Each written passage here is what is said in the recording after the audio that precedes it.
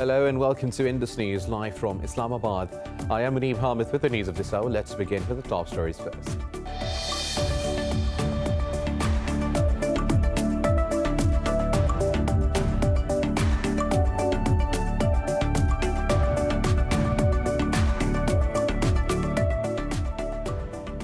The United Nations has urged for calm as Israeli forces stormed the AL-AQSA mosque compound after entering the ceasefire deal. In Gaza, the death toll in Israeli airstrikes has risen to 248, including 66 children. In an interview, Palestine's Foreign Minister Riyad al-Maliki said there are no guarantees the truce will hold. Meanwhile, at a news conference, US President Joe Biden said he was praying that it would last.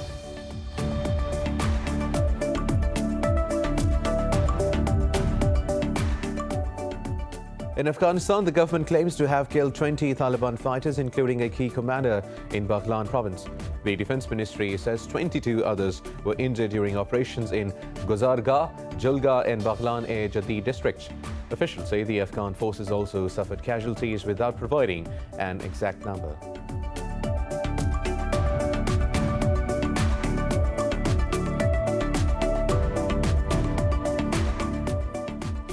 Nigeria's Chief of Army Staff and 10 other officers, including the crew, have died in a plane crash. The military says the plane was trying to land in bad weather at Kaduna International Airport. Lieutenant General Ibrahim Atahiru only took up his post in January in an overhaul of the Army's top brass.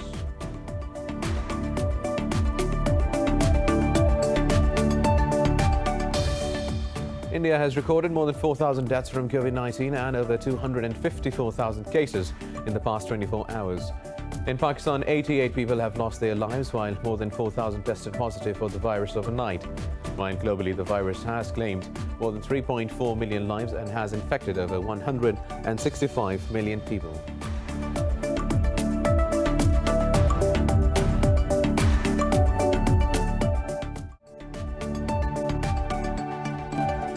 These were the top stories. News in detail after a short break. Stay with us.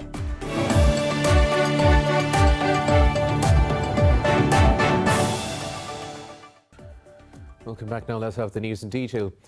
The UN has urged for calm as Israeli forces stormed the Al-Aqsa mosque compound after entering the ceasefire deal. In Gaza, the death toll in Israeli airstrikes has risen to 248, including 66 children. After a fragile truce between Hamas and Israel, thousands of displaced Palestinians in Gaza are returning home. The United Nations has called for food, medical and psychosocial support for Palestinians sheltering at the agency's schools. In an interview, Palestine's Foreign Minister Riyad al-Maliki said there are no guarantees the truce will hold. Meanwhile, at a news conference, United States President Joe Biden said he was praying that it would last. He pledged to build a major package with other countries to help rebuild Gaza.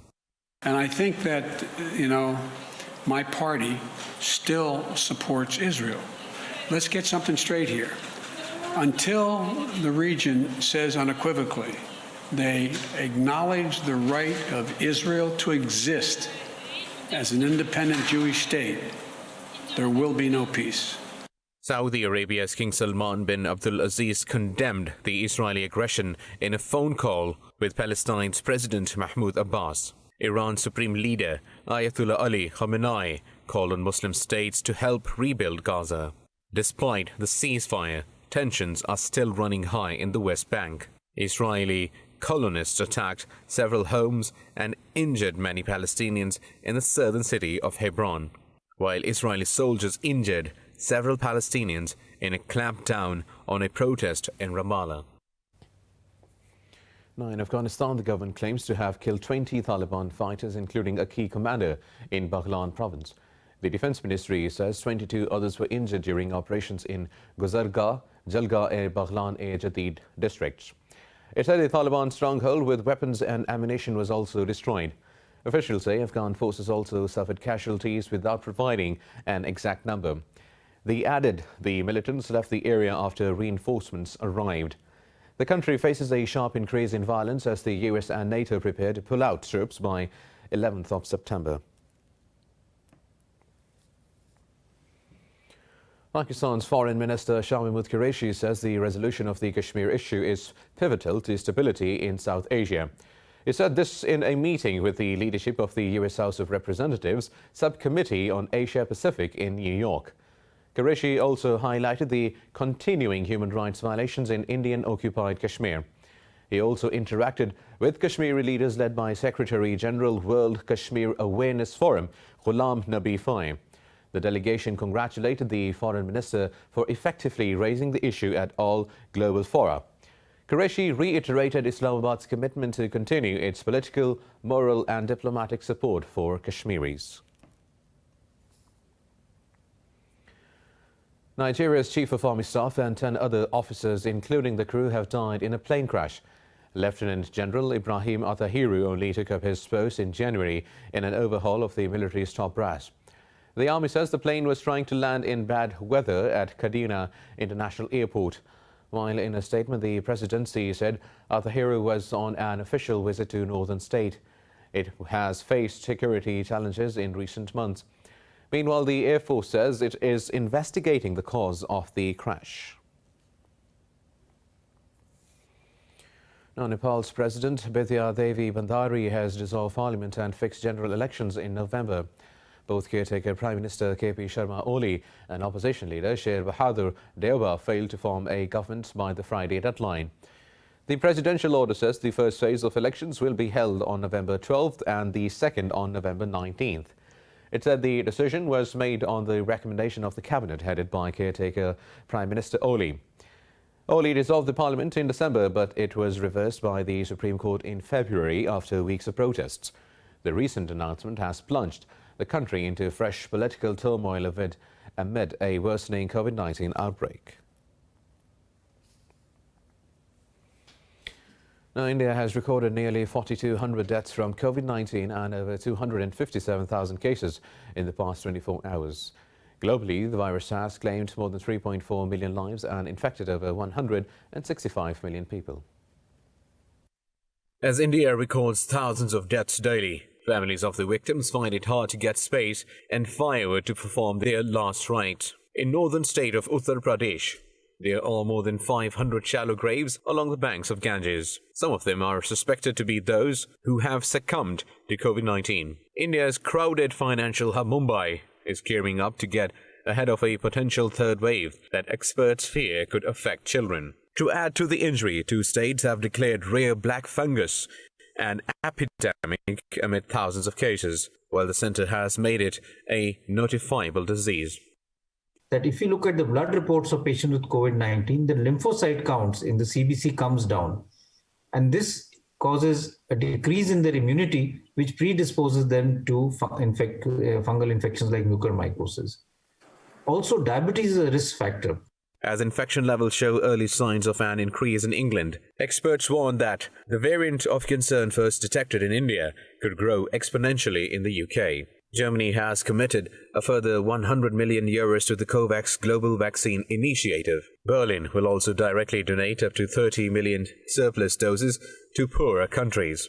Meanwhile, the International Monetary Fund has unveiled a $50 billion proposal to end the pandemic. The plan involves vaccinating at least 40% of the population in all countries by the end of 2021 and at least 60% by the first half of 2022.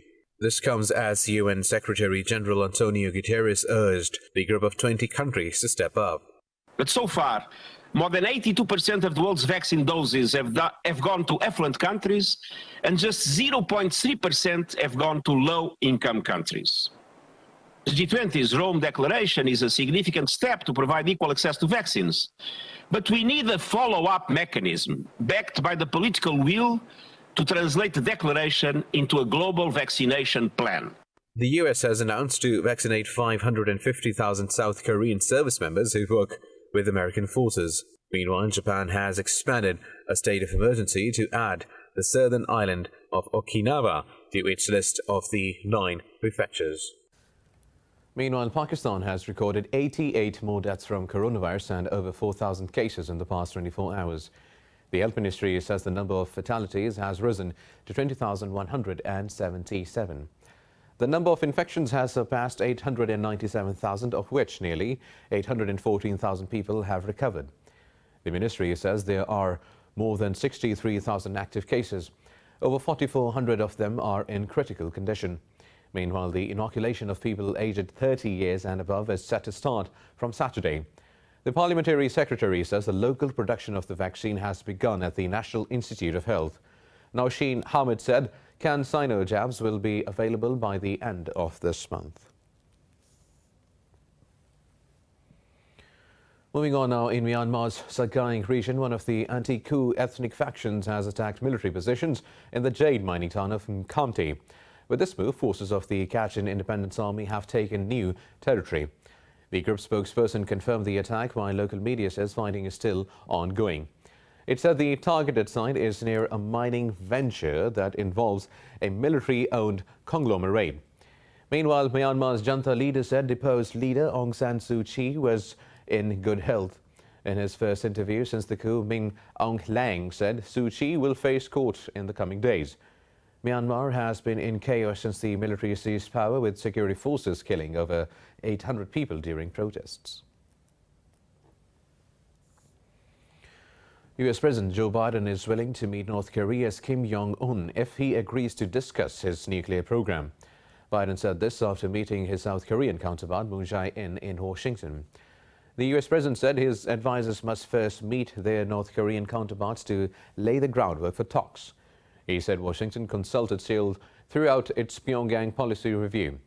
For his part, the South Korean president appreciated what he called the calibrated and practical U.S. approach. Moon also said the two agreed to work together for peace and stability in the Taiwan Strait. They also considered special characteristics in relations between China and Taiwan. U.S. officials say Defense Secretary Lloyd Austin has been unable to speak to China's top general despite multiple attempts. The Pentagon says it wants a dialogue with Beijing, but at the proper level. Officials say it's hard to know if this is because of lack of communication or due to the strained ties or China's stubbornness. There was no comment from China's embassy in Washington. Relations between the two are tense, with clashes over Taiwan, South China Sea and human rights. Now, Manila says it has held friendly and candid talks on the South China Sea with Beijing. This comes days after the foreign minister ordered Chinese vessels out of the disputed waterway. In a statement, the foreign ministry said both sides acknowledged the importance of talks to ease tensions. The presence of hundreds of Chinese vessels inside the Philippines' exclusive economic zone is the latest source of bilateral tensions.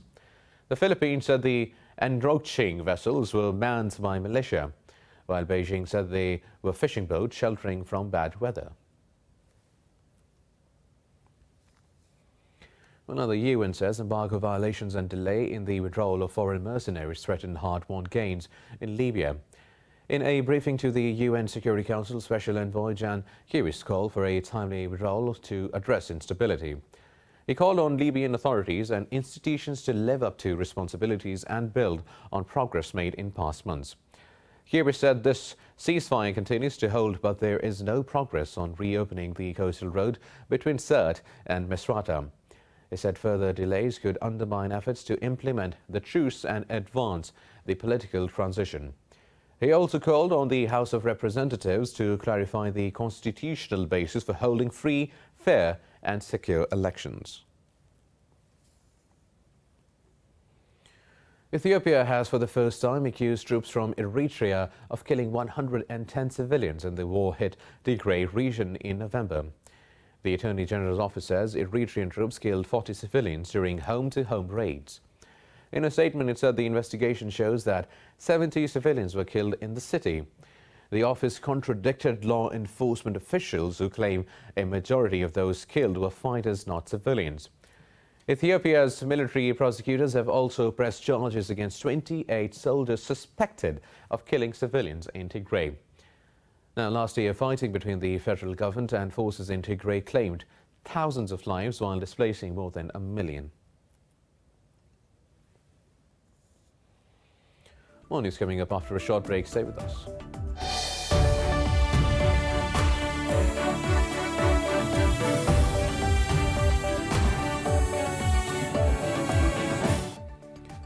Welcome back. Now, the world's 7 richest countries have agreed to stop international financing of coal projects by the end of this year. Environment ministers from the G7 made the announcement after a virtual meeting. The G7 and the European Union decided to phase out support for all fossil fuels to meet globally agreed climate crisis targets. In a communique, they said they will work with other partners to accelerate the deployment of zero-emission vehicles. They also reiterated their commitment to the 2015 Paris Agreement and to cap the rise in temperatures. Demonstrators cycled in Zurich to call for action on climate change for the first time since the pandemic. Hundreds of others waved banners and marched through the streets, despite COVID-19 restrictions limiting gatherings at 100. They called for more local democracy to ensure a more sustainable society. According to the organizers, around 30,000 people took part in the strike at 100 locations across Switzerland. The European Union says the continent experienced its hottest year on record last year. Now in India, toxic foam floating in the Yamuna River, the main source of water in the Indian capital, has left residents of New Delhi concerned. The Central Pollution Control Board says 70% of the pollution in the river is human excrement and industrial effluents. Residents are demanding immediate action from the government to control the pollution levels. They say it looks like a drain, and the migratory birds that used to come have also reduced. The Yamuna fulfills 60% of New Delhi's water needs, but almost the same percentage of the city's sewage finds its way into the river.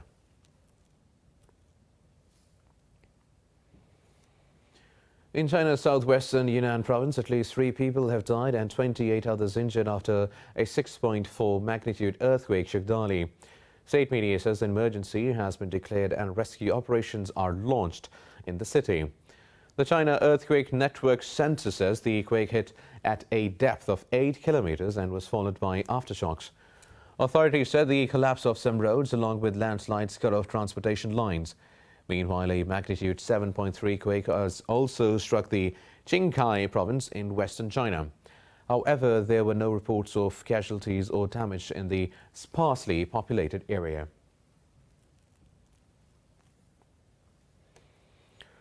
Also, China has become the first nation to orbit, land and deploy a land vehicle on its inaugural mission to Mars. A remote-controlled motorized rover, Zhurong, drove down the ramp onto the surface of the red planet. It has 6 scientific instruments and will study the planet's surface, soil and atmosphere. The China National Space Administration says Zhurong will also look for signs of ancient life, including any subsurface water and ice. Powered by solar energy, the rover will use a ground-penetrating radar during its 90-day exploration of the Martian surface. Well, now in Peru, 2 Andean bears have been spotted at MACHU PICCHU. They caught this rare opportunity for sightseeing due to the absence of tourists amid the pandemic. The mother and her cubs strolled through the ruins of this 15th century Incan citadel near the edge of Peru's southern jungle. The Andean bears, also known as spectacled bears, are the only bears found in South America. They live in the Andes and outlying mountain ranges from western Venezuela to Bolivia. The species is classified as vulnerable by the International Union for Conservation of Nature. In France now, Patrick Violas owns a sanctuary for lions, bears and laboratory primates southwest of Paris. Now he is planning an extension before a ban on circus animals comes into effect. Violas ploughed 25 million euros of his own money into a sanctuary for lions, bears and laboratory primates. One pair of lions was rescued from Spain, where their owner paraded them for tourists to take photographs on beachfronts and in nightclubs. Their claws had been ripped out and they had no mane after being castrated at birth. In another enclosure lives a macaque who was subjected to experiments related to neurological diseases for most of her 22 years. After she picked lice off another monkey, she would have been euthanized if the sanctuary had not taken her in. Canelle, c'est la doyenne, elle est rentrée d'une cage de laboratoire. Canelle is the oldest macaw we have. She was put in a lab cage when she was 2 years old. She worked for 3 study cycles on Alzheimer's disease and Parkinson's. Kanil still has 15 years to live. She must be 22 now, but I don't see her age because I love her so much. Her life was taken from her for 19 years to work for us. So if we humans don't owe her retirement instead of euthanasia, what are we doing on Earth? Viola says his facility is a refuge above all for animals that need it when there is no other solution. Now that France has banned circus animals, Viola says numerous circus owners have called to reserve space at the shelter. Paulo Teixeira is a former circus trainer who now works at Viola's animal refuge. I really don't know of any other place where you can have this many animals. Because there are places for tigers, places for monkeys, but we can accommodate any kind of animal, from elephants to tigers and cats. Everything. What we want is to help animals. The ban will be phased in over 5 years once the new law, now with the Senate, comes into effect. There are some 80 traveling circuses in France with more than 200 big cats, elephants, hippos, wolves, and other animals. Viola says his is one of the 3 sanctuaries able to look after wild animals and the only one with spare capacity. In the US, more than 1,200 film and television memorabilia are set for auction in June at the prop store in Santa Clarita, California. Details in this report.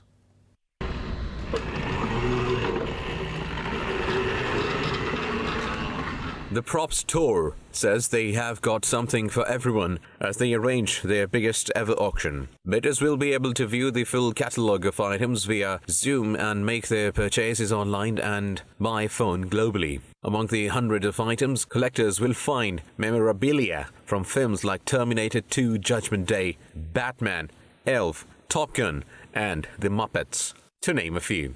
Harry Potter's wand and eyeglasses worn by Daniel Radcliffe promise to be one of the most sought items. This is the first time that the Warner Brothers archive has released Harry Potter's wand and glasses to auction. The exciting part for this as well is that 100% of the Hammer Price proceeds for these 2 pieces are going to go to charity, and both of them are valued at $30,000 to $50,000 each. So we're really hoping that the charity gets a lot of help from this auction.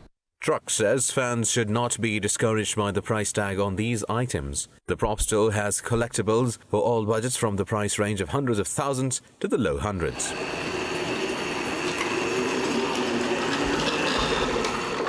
Such as these background shoes from the movie Elf. These will be in the lower range of prices, but the hope is that with 1,300 lots, anybody that's a fan of these films can come and walk away with something that they love.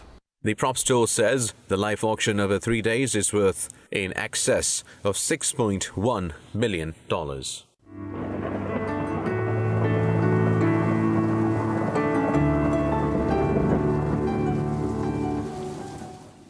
And now let's have a look at how the weather is doing across the globe.